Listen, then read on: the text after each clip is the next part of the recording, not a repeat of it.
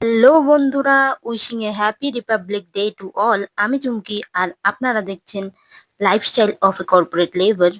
যেহেতু আজ Republic day, তাই ভাবলাম আমাদের পতাকার কালারের কোনো কিছু বানাই। তা কি বানাবো বানাবো করতে করতে মাথায় এলো ফ্রাইড রাইস। তাই গাজর, ফুলকপি আর কিছুটা ক্যাপসিকাম কেটে নিয়ে বসিয়ে দিলাম ফ্রাইড রাইস। এই যে দেখুন, সব ভেজিটেবল কেটে এগুলোকে ভেজে নিচ্ছিলাম।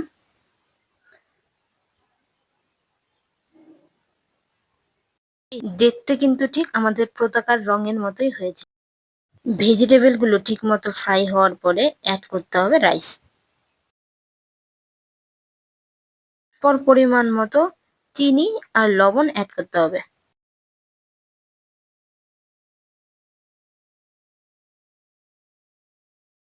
আর সবশেষে অ্যাড করেছিলাম একটু বাটার।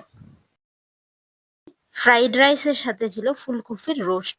দেখুন কিভাবে ফুলকপির রোস্ট বানানো হয়।